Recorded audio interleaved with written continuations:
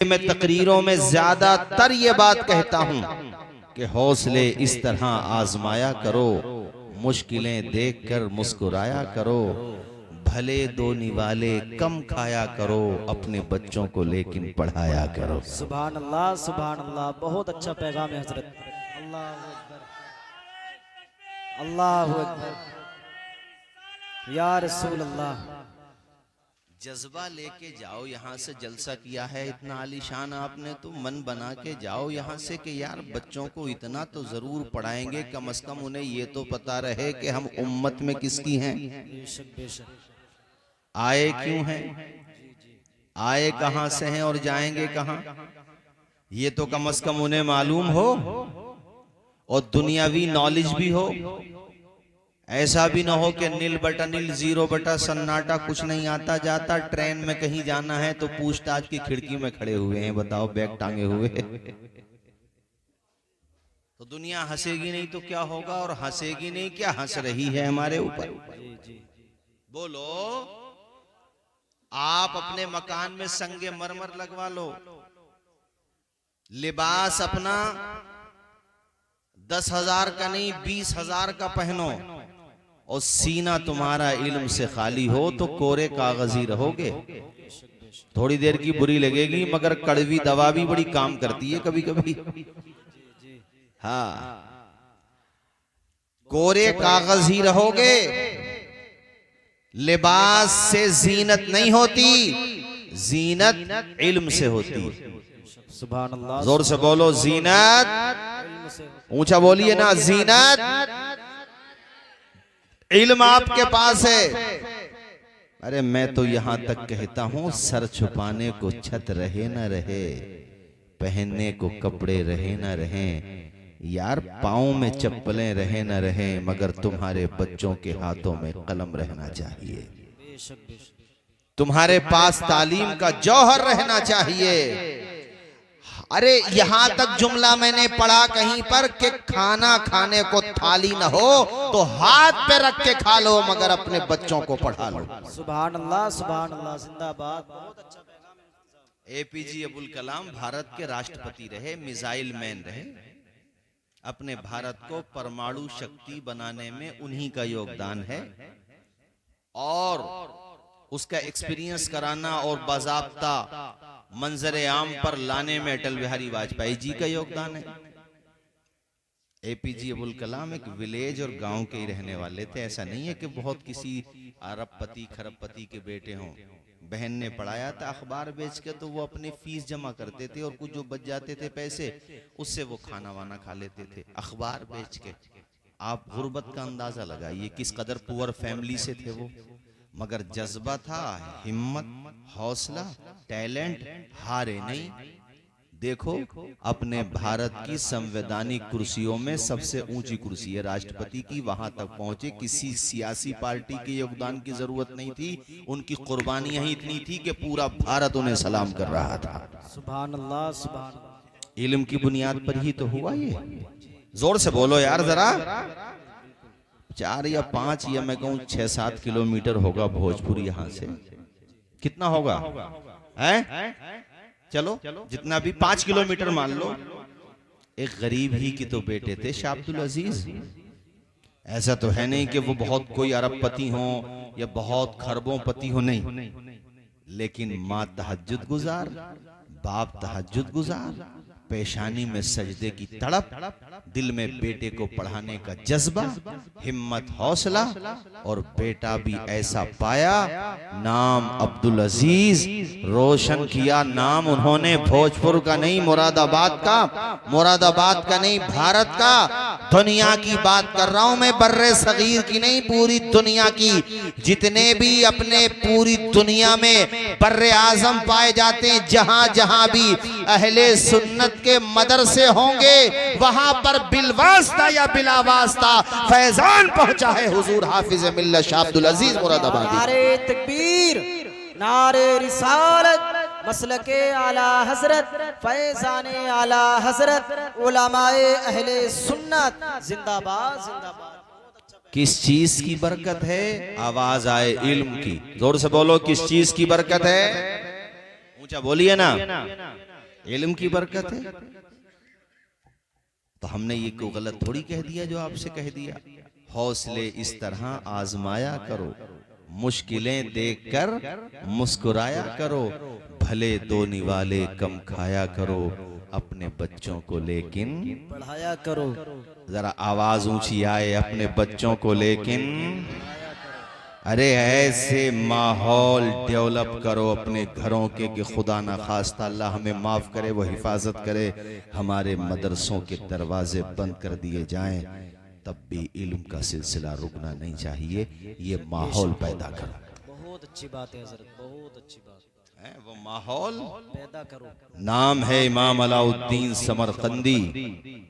घर का माहौल था, सिर्फ बच्चों को नहीं पढ़ाया जाता था, बच्चियों को भी पढ़ाया जाता था। सुभान अल्लाह। सिर्फ बेटों को नहीं पढ़ाया जाता था, बेटियों की घुट्टी में भी इल्म को पिला दिया जाता था। और ऐसा बेहतरीन जबरदस्त इल्म का ज़ौक़ शौक़ कि सो रहे होते थे तो इल्म था, जाग रहे होते थे तो इल्म था, सफर है तो इल्म है, हसर है तो इल्म है। और घर पे बेटियों का, बहनों का, बीवियों का आलम ये होता था कि वो खाना पका रही है तो कुरान की तिलावत है, बच्चों को सुला रही है तो कुरान की तिलावत है, खुद महवे आराम है तो कुरान की तिलावत है। और जब ख्वाब में है तो बेहुदा ख्वाब नजर नहीं आते थे उन्हें, तब भी उन्हें कुरान पाक की तिलावत सुनाई।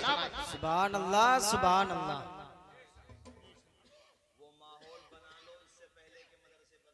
जी बहुत अच्छी बात है हजरत, बहुत उम्दा पैगाम।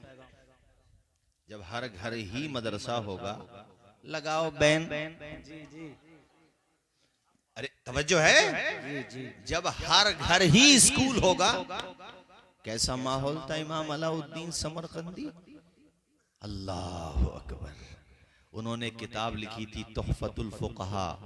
मर्दों को याद नहीं होती थी, उन मर्दों की बात कर रहा हूं जो उलमा थे, जबानी याद नहीं होती थी, और देख के भी उसके जो मुतून थे उसको आसानी से समझा नहीं जा सकता था, मदद लेना पड़ती थी दूसरी किताबों की। लेकिन बेटी को अल्लाह ने ऐसी जहानत दी, घर की ऐसी तरबियत कि पूरी किताब समझ भी ली, समझा भी दी, पढ़ भी ली, पढ़ा भी दी और जबानी याद भी कर ली। सुभान अल्लाह, सुभान अल्लाह। बोलो जरा जोर से। सुभान अल्लाह। नाम रखा बेटी का फातिमा, समरकंद के खलीफा का पैगाम रिश्ता निकाह का। हमारे वहां पे जेवर पे जायद ये इस पे जहेज पे जोर बहुत है। मैं कहता हूँ बेटियों को पढ़ा दो, तुम्हें जरूरत ही नहीं पड़ेगी इंशाअल्लाह। बेशक बेशक। उन्हें काबिल बना दो, जो शरीयत ने हक दिया है वो दे दो, गुनाह से भी बचोगे, हक़ुल अब्द से भी बचोगे। ऐसी जबरदस्त फकीहा कि पूरी किताब जबानी याद। खुलफा के रिश्ते आ रहे हैं भाई, हजरत ठुकरा दिया आपने रिश्ते। प्रेसिडेंट के रिश्ते, जिसके इशारे अबरू पे लोग गर्दिश करते हैं उसके रिश्ते। एक आम घर, एक मौलाना के घर पे, आपके मकान के बाहर रिश्तों की कतार लगी हुई है। आपकी बेटी को अल्लाह ने ऐसी फकाहत दी है, उनका रिश्ता आप खलीफा के साथ कर दीजिए, वजीर आजम के साथ कर दीजिए, प्रेसिडेंट के साथ कर दीजिए। इमाम अलाउद्दीन समरकंदी ने फरमाया, दौलत की बुनियाद पे रिश्ते नहीं होते हैं। अल्लाह ताला ने मेरी बेटी को फकीहा बनाया है, बेहतरीन आलिमा बनाया है। रही बात दौलत की, रही बात तख्तो ताज की, तो कान के पर्दे खोल के सुनो, आपके सर पे जो ये ताजे हशम रखा है, हम फकीरों ने इसे जेरे कदम रखा। सुभान अल्लाह। नारे तकबीर, नारे रिसालत, मसलके आला हजरत हजरत अल्लामा मौलाना तौसीफ रजा संबली साहिब किबला। नारे तकबीर जिंदाबाद। ठुकरा दिया रिश्ता। आप ही के एक शागिर्द थे इमाम कासानी, इमाम अबू बकर इब्ने मसूद कासानी। उन्होंने भी रिश्ता किसी के जरिए से पहुंचवाया।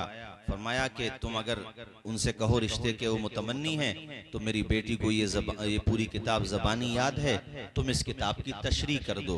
वो लिखित में समझा दो मुझे कि तुमने कितना समझा है मेरी किताब को। तो उन्होंने जो उसकी तशरीह की तो वो पूरी किताब हो गई कई जिल्दों में, बदाए और सनाए। जब देखा तो आंखें ठंडी हो गई। फरमाया हाँ, यहाँ पर मैं अपनी बेटी का निकाह करूंगा। दौलत की बुनियाद पे निकाह नहीं हो रहा है, इल्म की बुनियाद पर निकाह हो रहा है। आज बैतुल मक़दिस में एक बुजुर्ग आराम फरमा थे, वो कहते हैं मैं ख्वाब में देख रहा हूँ कि तख्त बिछाया जाता है नूरानी, अंबियाए किराम जलवाबार हैं, तशरीफ फरमा हैं, बड़े बड़े अंबियाए किराम। इसी दरमियान हजरत मूसा कलीमुल्लाह ने हमारे प्यारे नबी से फरमाया कि आमना के लाल, मुझे अपने किसी उम्मती आलिम से मुलाकात कराइए। मेरी मुलाकात अपनी उम्मत के किसी आलिम से, मैं जानना चाहता हूं कि आपके बाद दीन का काम अहले इल्म करेंगे, उलमा करेंगे, कोई नबी नहीं आएगा। तो मैं जानना चाहता हूं आपकी उम्मत के उलमा होंगे कैसे। किसी आलिम से मुलाकात कराओ ताकि मैं उसका इम्तिहान लूं। तो हुजूर पाक ने सुभान अल्लाह मूसा कलीमुल्लाह की बार और मूसा कलीमुल्लाह के सामने जिस आलिम को पेश किया, उस आलिम का नाम है इमाम गजाली। जोर से बोलो सुभान अल्लाह, सुभान अल्लाह, और मचल के बोलो सुभान अल्लाह। पेश हुए हजरत इमाम गजाली। ख्वाब की बात है, हजरत मूसा कलीमुल्लाह ने आपसे फरमाया, सवाल की, आपसे नाम पूछा, बहरहाल उसके बाद कोई बात पूछी तो आपने एक बात के जवाब में 10 जवाबात दिए। यानी जो एक जिस बात के जवाब में सिर्फ एक बात हो सकती थी, आपने 10 बातें कही। हजरत मूसा कलीमुल्लाह ने कहा, बेटे मैंने आपसे सिर्फ एक बात पूछी थी जिसके जवाब में सिर्फ ये बात कह देते खत्म हो जाती, लेकिन आपने मुसलसल 10 जवाबात दिए। एक जवाब देते बात खत्म।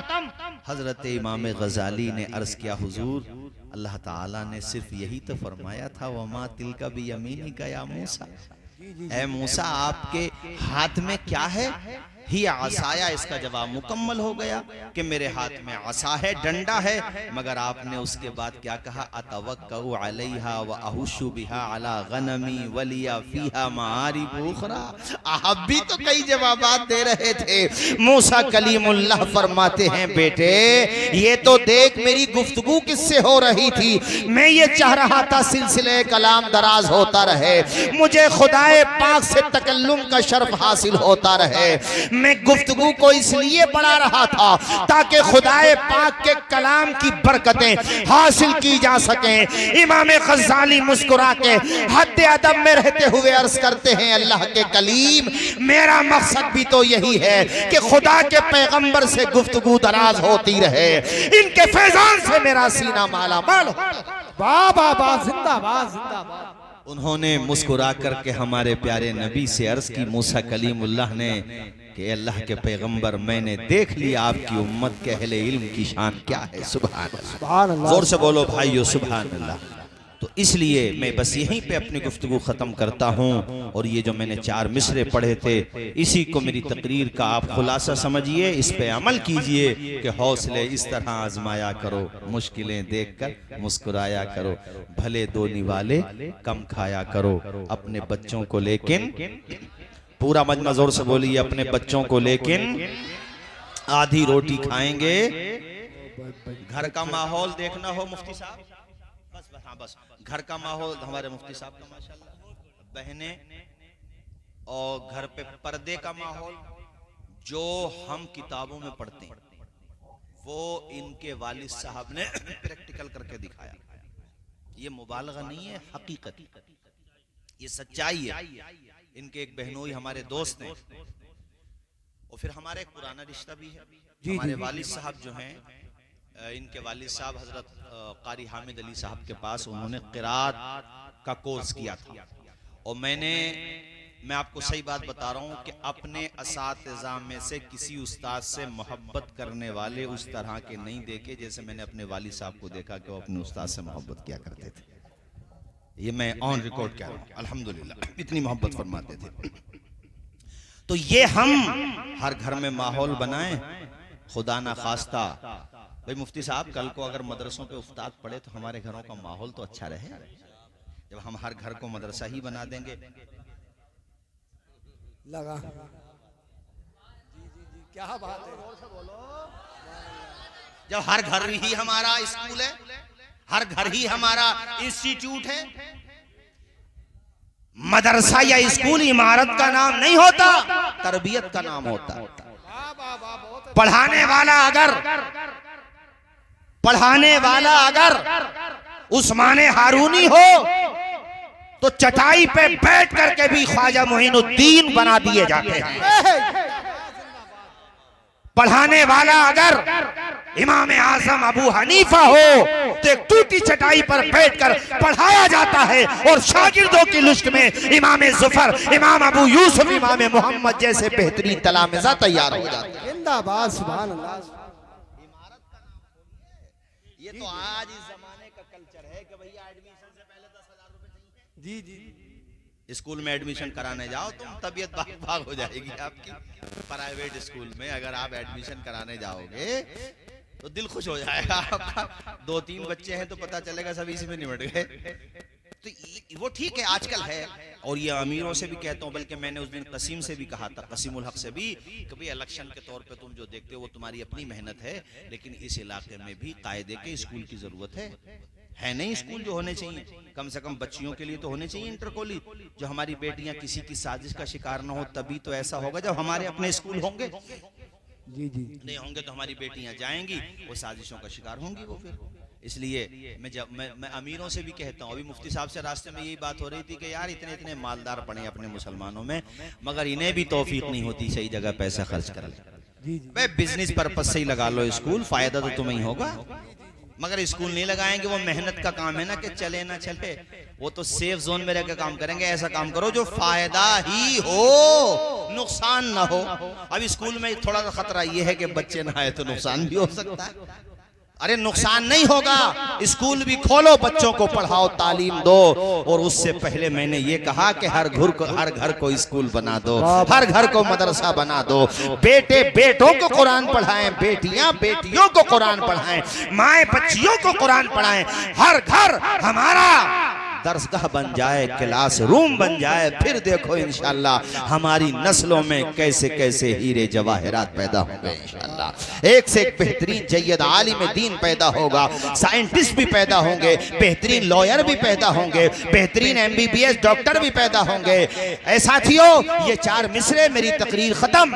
हौसले इस तरह आजमाया करो, मुश्किलें देखकर मुस्कुराया करो, भले दो निवाले कम खाया करो, अपने बच्चों को लेकिन पढ़ाया। ये याद आ गया, जटपुरा कितनी दूर है यहाँ से? जटपुरा, मोइन अली नाम है उस लड़के का, मोइन अली। मेरी मुलाकात है, इत्तेफाक से हो गई एक जगह मुलाकात, DM है वो, और ये मिडिल क्लास से ही, कोई ज्यादा मालदार नहीं है। मैंने तो ये उन्होंने मुझे नहीं बताया, इतनी देर की मुलाकात नहीं हो पाई थी। अलबत्ता मैंने यूट्यूब पे उनका सुना, बता रहे थे कि मैं एक साइबर कैफे चलाता था, गरीब घर से था, लेकिन एक मन था कि कुछ बनना है, करके दिखाना है। जहन भी ज्यादा अच्छा नहीं था, वो खुद बता रहे हैं, जहन भी ज्यादा अच्छा नहीं था, मगर मैं ये सोचता था कि जो चीज जहीन तलबा, इंटेलिजेंट जो बच्चे जहीन होते हैं, वो 12 घंटे में याद कर लेते हैं, हम 16 में याद कर लेंगे। क्या परेशानी, थोड़ी मेहनत ज्यादा कर लेंगे। और फिर क्या हुआ, आंखों में अरमान लिया, मंजिल को अपना मान लिया, फिर मुश्किल किया, आसान किया, जब ठान लिया तो ठान लिया। और आज वो बंदा DM पहुंचा के नहीं पहुंचा ऊंची पोस्ट तक, मन बनाया तो पहुंच गया। तो हमारे युवा क्यों नहीं पहुंच सकते? ये इंटर करके क्यों पढ़ाई छोड़ देते हैं? हौसला रखा करें, तालीम जारी रखा करें, आप मेहनत करिए, जमाना आपको सलाम करेगा। आप तालीम की तरफ तवज्जो दीजिए, हौसला मत हारिए, ताश के पत्तों में मत लगिए, मोबाइल पे जिंदगी बर्बाद मत कीजिए, अपनी जवानी को तबाह बर्बाद मत कीजिए, सही सोहबत में रहिए, किताबें पढ़िए, किताबें पढ़ाइए, किताबों की सोहबत हासिल कीजिए, और पाबंदी के साथ बिला नागा फजर के बाद कुरान की तिलावत कीजिए, और रात को सोने से पहले सूरह मुल्क पढ़िए। फिर देखिए तुम्हारी जिंदगी में कैसी रौनक आएगी, कैसा जलवा आएगा। इंशाअल्लाह ये जहां भी कामयाब हो जाएगा। जिंदगी इस तरह से गुजार के जाओ प्यारे, कि जिधर गुजरो दुनिया देख के कहे मुस्तफा का वफादार आ रहा है। जब मर के कब्र में जाओ तो फरिश्ते कहे जन्नत का हकदार आ रहा है। अस्सलाम वालेकुम।